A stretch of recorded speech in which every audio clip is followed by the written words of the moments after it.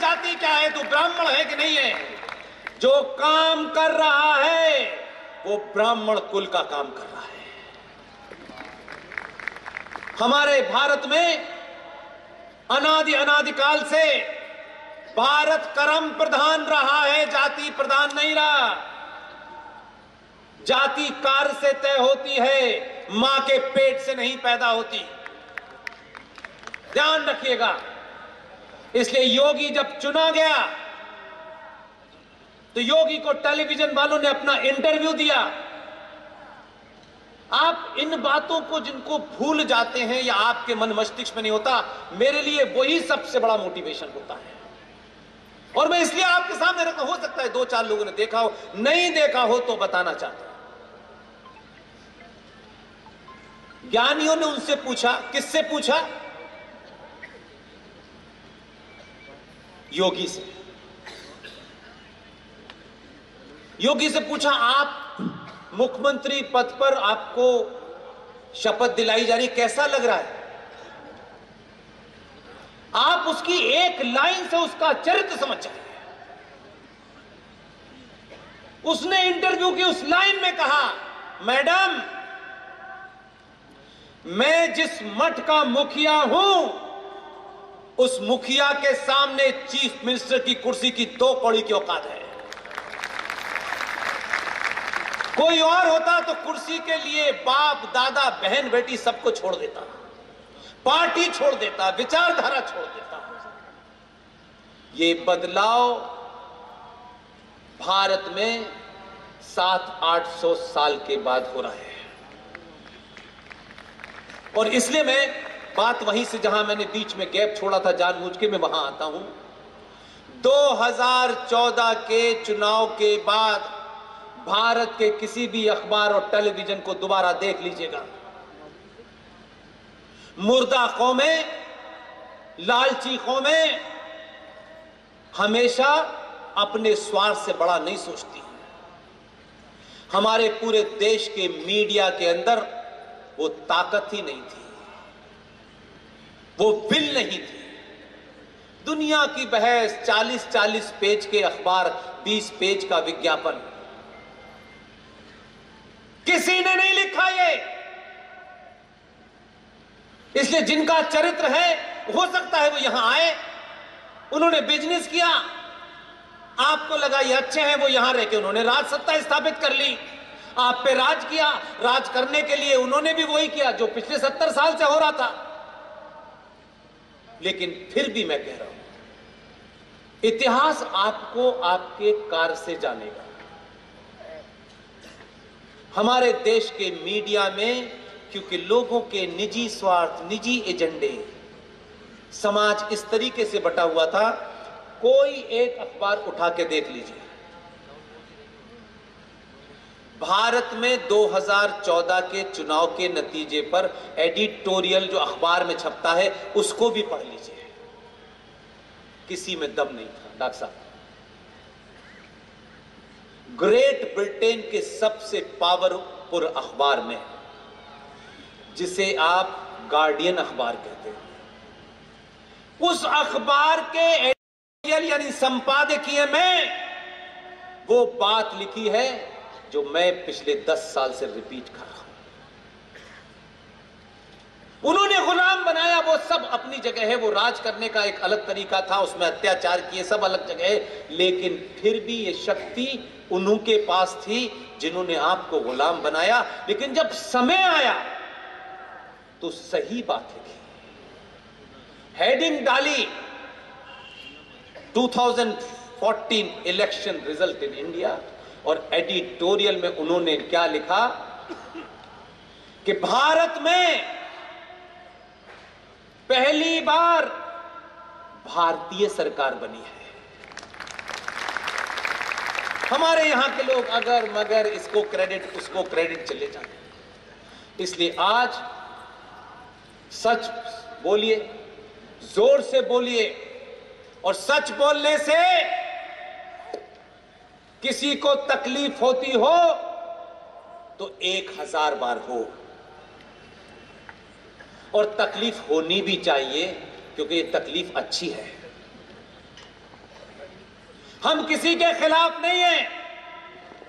हमारा इतिहास बताता है कि हमने किसी की आस्था बदलने के लिए, मत बदलने के लिए हमने तलवार नहीं उठाई। हजारों साल के इतिहास में हमने किसी पे अत्याचार नहीं किया। हमने पेड़ को भी पूजा, हमने नदी को भी पूजा, हमने सूरज को भी पूजा, हमने महिला को भी पूजा। हम उस प्रकृति के हिस्से हैं जो अचल है, जो चल नहीं सकती। हमने चींटी को भी तब तक नहीं मारा जब तक उसने अति नहीं कर दी।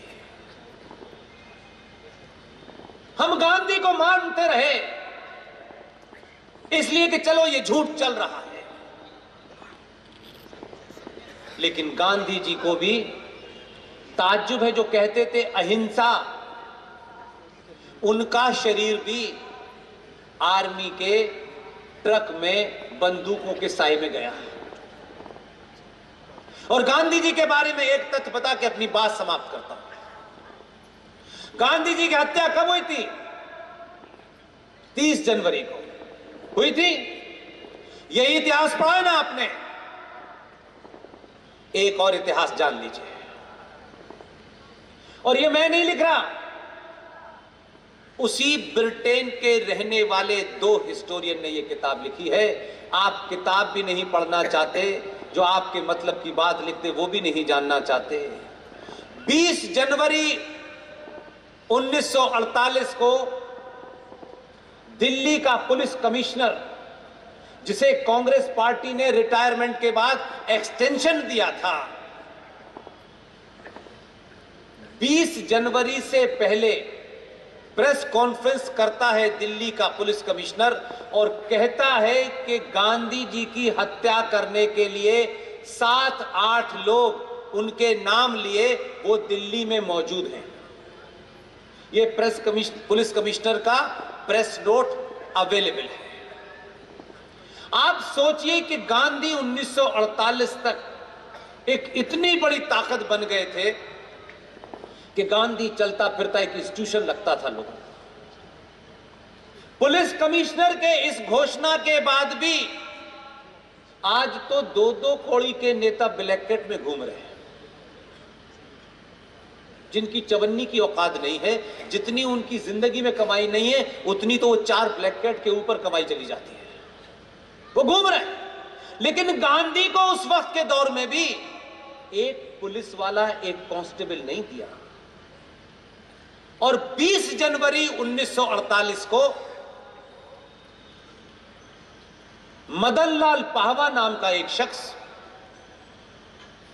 जो गांधी की इस राजनीति से आहत था कि लाखों लोग मर गए हैं, लाखों हिंदुओं की लाशें भारत की रेलों में भर के आ रही हैं, और उन्हीं रेल के अंदर एक 10 साल का बच्चा भी पाकिस्तान से आया था। उस वक्त उसकी 10 साल की उम्र थी और आज वो जीवित है। मुझे इसी सफर में किसी के द्वारा फोन करके मेरा नंबर उन तक पहुंचा और उन्होंने मुझसे बात की। उनकी उम्र 85 साल के आसपास है। मैं उनसे मिलने गया, तब बहुत सारी चीजें हैं, वो एक अलग कहानी है। वो आज भारतीय सिनेमा का महानायक है, जिसे मनोज कुमार जानते हैं। जब लाशें आ रही थी, जब मारकाट हो रही थी, तो पाकिस्तान से आने वाले छोटे भाई का पजामा, बड़े भाई का कुर्ते वालों को मंदिरों में बसाया जाता था। वो आहत था इस बात से कि उसके घर वालों को मार दिया गया है। वो रातों रात अपने वहां से न पैसे ले पाए, न जेवरात ले पाए, न बहन बेटी को बचा पाए। वो भागे और रास्तों में कहां कहां छुपते छुपते पहुंचे। उस आदमी का गुस्सा था। एक बड़ा सा मंदिर बना हुआ है, दिल्ली में जाइए, उसको मंदिर मार्ग कहते हैं। वहीं सावरकर का सबसे बड़ा मंदिर बना हुआ है, जो अब हिंदू महासभा का दफ्तर कहलाता है। वहीं गांधी का एक मंदिर था, बिरला का। उस बिरला मंदिर में गांधी जी बैठा करते थे। उस बड़े से अहाते में ऐसे समझ लीजिए कि गांधी जी यहां बैठे हैं और पीछे जो गेट बना है वहां एक बाउंड्री थी। मदनलाल पाहवा ने एक सुतली का बम फेंका, उस बाउंड्री की एक थोड़ी सी हिस्सा दीवार की एक ईंट गिर गई। ये तो घटना है। आगे की घटना सुनिए। इस घटना के बाद 1948 में गांधी का कद, इस घटना के बाद पूरे देश में सबसे पहले मिलने कौन गया? यह मैं नहीं कह रहा, एक किताब है जिसे हम सब लोग पढ़ चुके हैं। इस जनरेशन ने पढ़ी या नहीं पढ़ी मैं नहीं जानता। उस किताब का नाम है फ्रीडम एट मिडनाइट। डोमिनिक यू और लैरी ने लिखी है। पेज नंबर 631 पैरा नंबर 4, उस पे क्या लिखा हुआ है उसको पढ़ने के बाद आपको कुछ कड़ियां खुलती लगती हैं। इतनी बड़ी घटना के बाद देश में हाहाकार मच जाता। भाई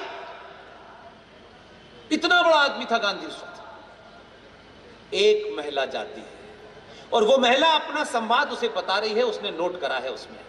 इसलिए किताब तो फ्रीडम एट मिडनाइट बहुत बार आती है, लेकिन फ्रीडम एट मिडनाइट जब हम पढ़ते हैं तो हमें ही वो चीज क्यों मिलती है जो आपको नहीं मिलती। 631 पेज नंबर पर चौथे पैरे की तीसरी लाइन में लिखा हुआ है कि वो महिला गांधी से पूछ रही है कि गांधी जी आपके ऊपर इतना बड़ा हमला हुआ, आप डरे नहीं? तो गांधी क्या जवाब देते हैं? गांधी कहते हैं कि मुझे अपनी मौत से कोई डर नहीं लगता, लेकिन मैं ये जरूर चाहता हूं कि जब भी मेरी मृत्यु हो मेरे चेहरे पे मुस्कान हो और मेरे मुंह से हे राम निकले।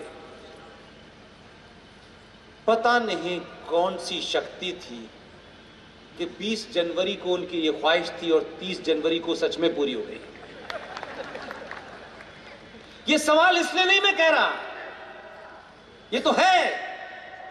मैं इसलिए कह रहा हूं अगर 20 जनवरी की उस घटना के बाद एक विदेशी महिला, फूल वाले चचा की दोस्त एडवीना माउंटबेटन को गई थी, उन्हें ही गांधी की ज्यादा चिंता थी। वो गांधी से मिली भी और ये बात भी ले आई और 10 दिन बाद उनकी ख्वाहिश पूरी हो गई। ये सामान्य बात लगती है? ये नहीं बताया किसी ने कि सब कुछ तय हो गया था। बाद में सारे नेता गए और जिस जगह उनकी हत्या हुई है,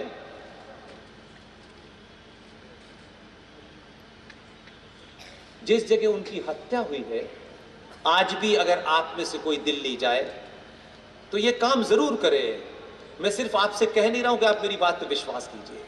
जो बिरला मंदिर पे जहां उनकी हत्या हुई है, वहां से पैदल कोई 60 से 70 साल का आदमी भी पैदल चलना शुरू करेगा तो हार्डली 3 मिनट से ज्यादा दूरी पर राम मनोहर लोहिया हॉस्पिटल है।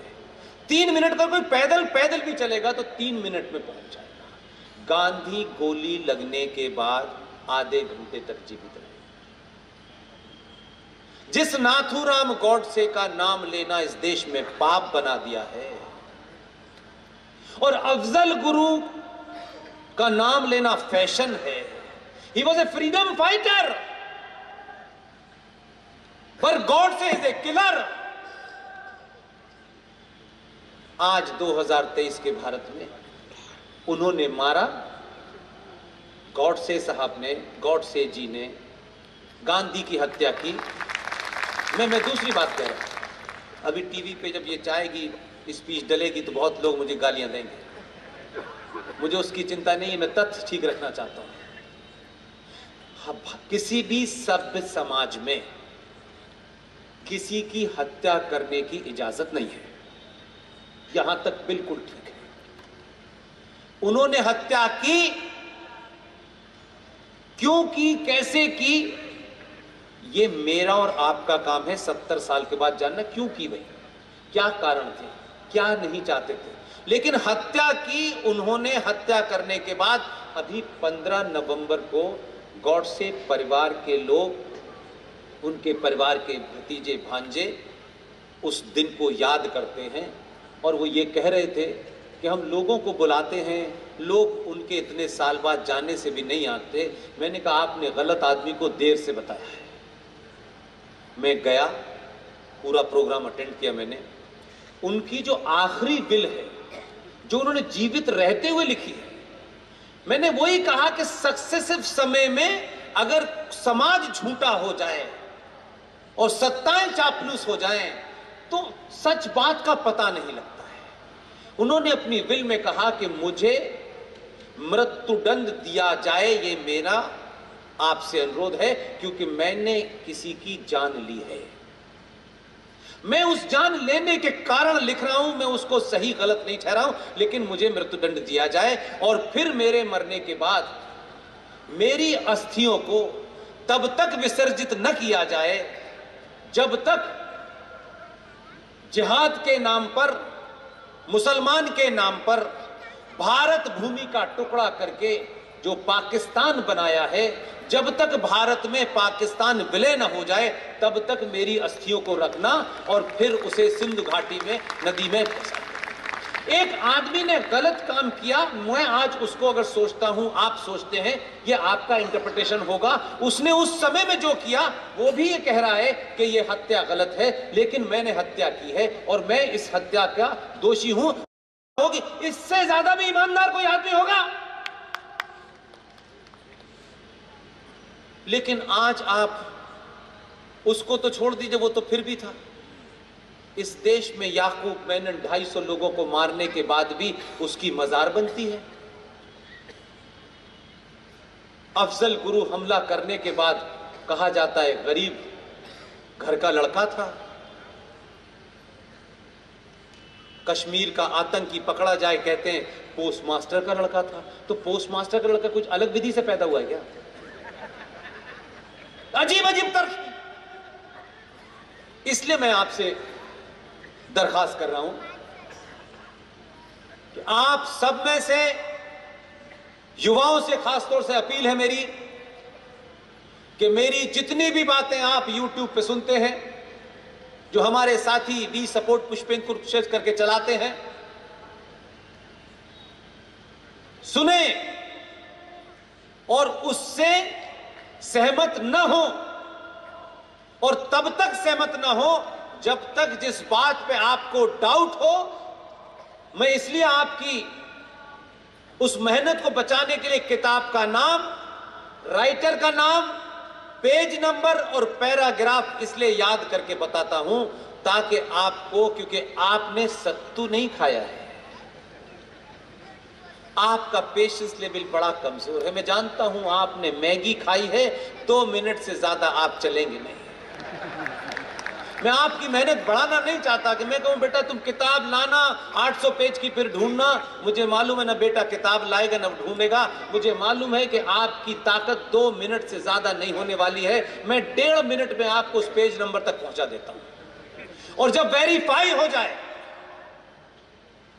आप संतुष्ट हो जाएं, तो मेरी आपसे यहां खड़े होकर के एक ही अपील है। मैं दोबारा कभी आऊंगा या नहीं आऊंगा, मैं कब तक कहां कहां घूमूंगा मुझे नहीं पता, लेकिन आपको अगर मेरी इस मंच से पिछले 10-12 साल से देश भर में जो कुछ बोला हूं उसमें इतनी माफी तो मुझे दे दीजिएगा कि एक्सटेम्पोर बोलने में कोई 24 का 25 मुंह से निकल गया हो।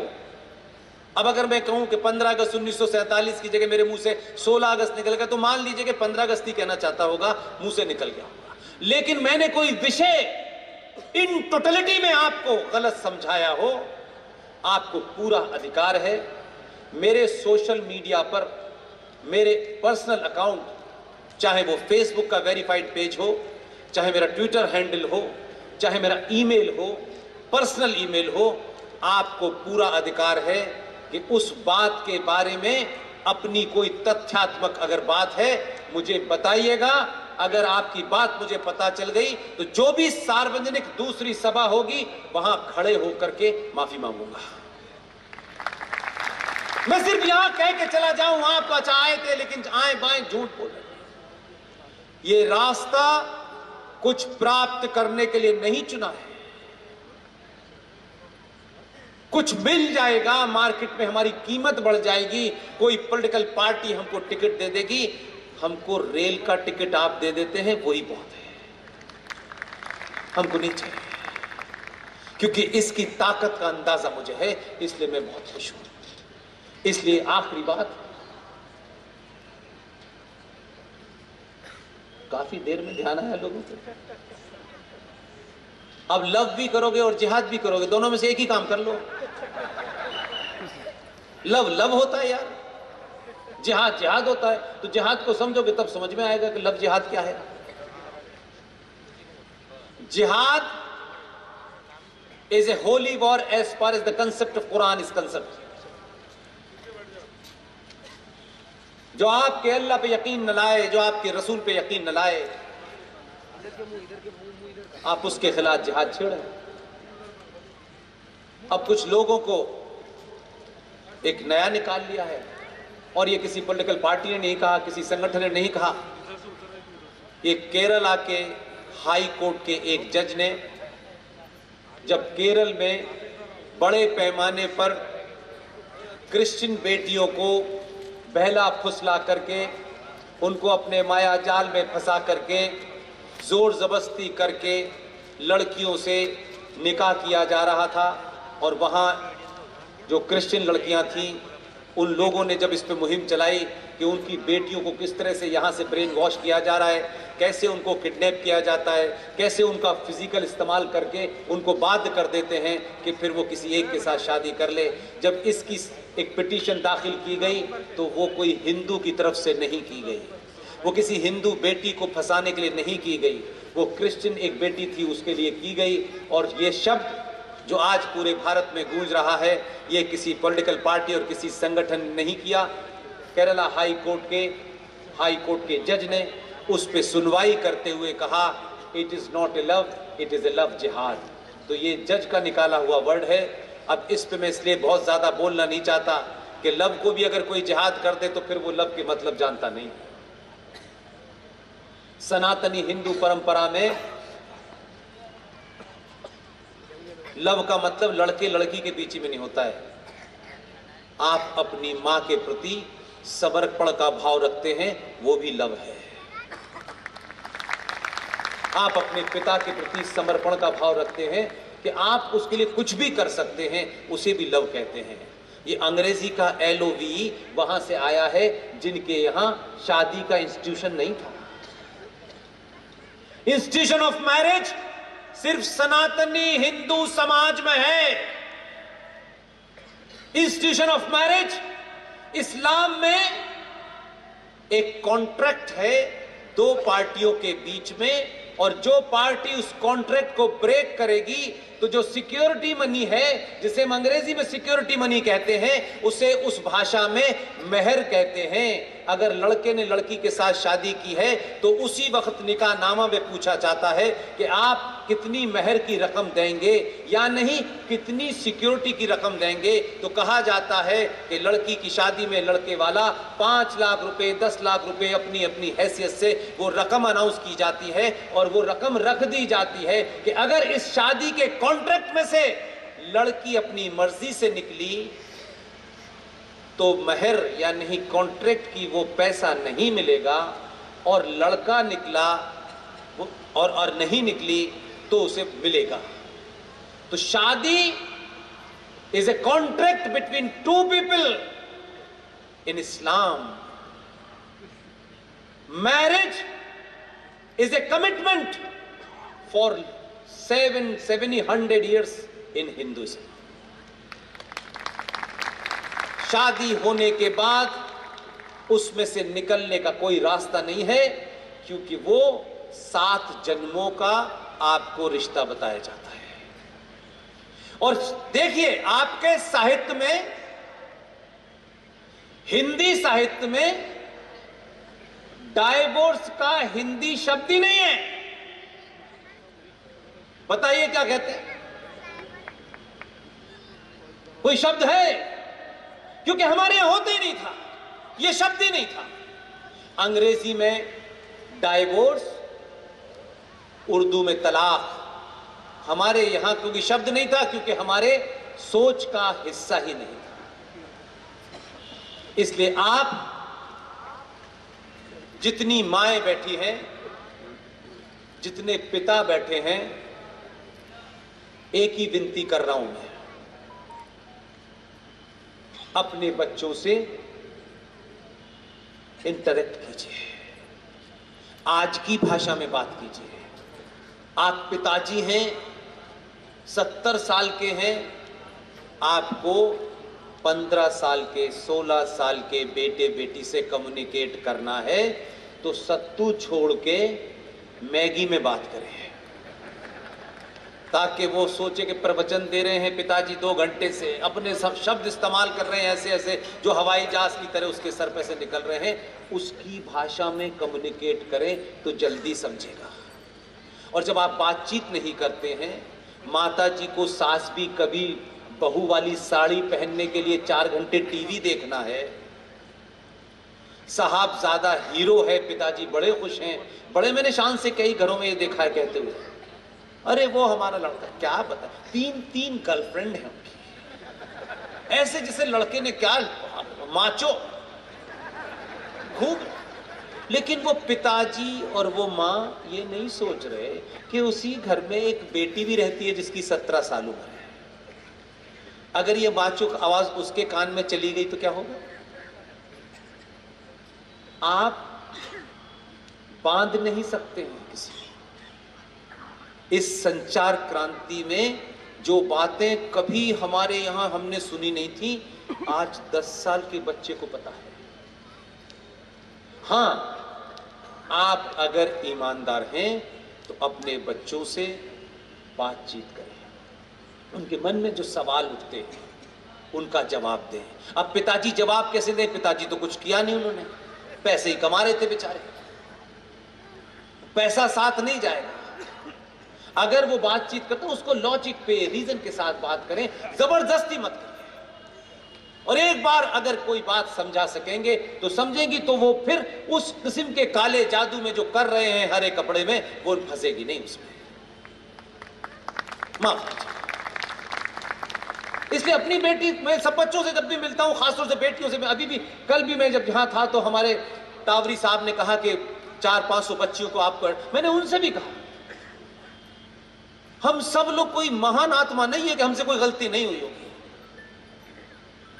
लेकिन बेटे से बेटी से उनको इस पे इतना कॉन्फिडेंस आप उनके अंदर होना चाहिए कि उनको लगे कि मुझसे बाहर कुछ गलत हो गया है, कुछ गलत हो गया है। कोई बात नहीं, गलत नहीं, जिनसे नहीं होता वो कभी बड़े नहीं बनते। उनको इस बात की छूट दें, उनके बीच में आपका रिश्ता कम्युनिकेशन का दोस्त वाला होना चाहिए, ताकि वो कुछ भी गलत भी हो जाए तो आके आपको वोमिट कर दे, ये हुआ, तो आप लठ लेके मत खड़े हो जाइए, अच्छा बस यहीं से खत्म। बातचीत करिए, उसके मन के भाव को समझिए, क्या उससे उसको धीरे धीरे समझाइए, तब बात बनेगी। ये ऐसा कर देंगे, दरवाजा बंद कर देंगे, ये नहीं जाएंगे।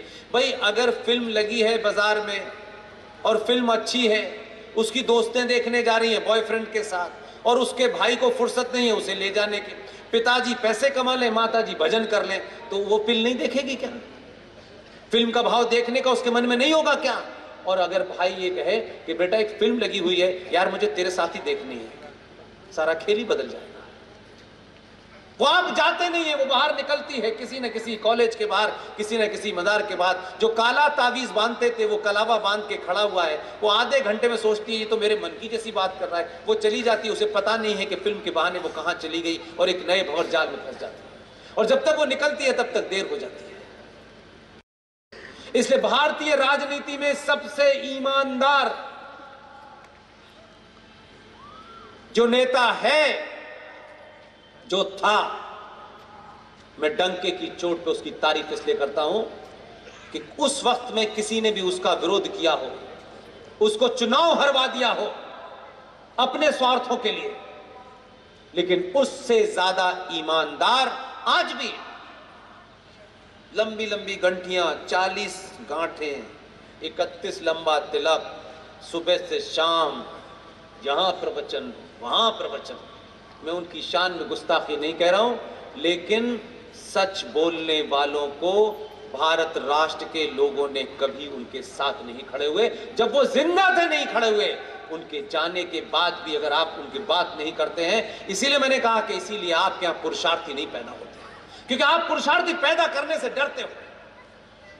एक ही आदमी है जिसका नाम लेता हूं, धड़ल्ले से लेता हूं, यह भी चिंता नहीं करता कि किसी को बुरा लगेगा। अगर किसी को बुरा लग रहा है तो इसका मतलब है मन में कुछ और है। ज्ञान पे किसी का कब्जा नहीं है कि ज्ञानी यही पैदा होंगे, नहीं है। जिसने भी ज्ञान हासिल कर लिया वही उच्च कोटि का ब्राह्मण है।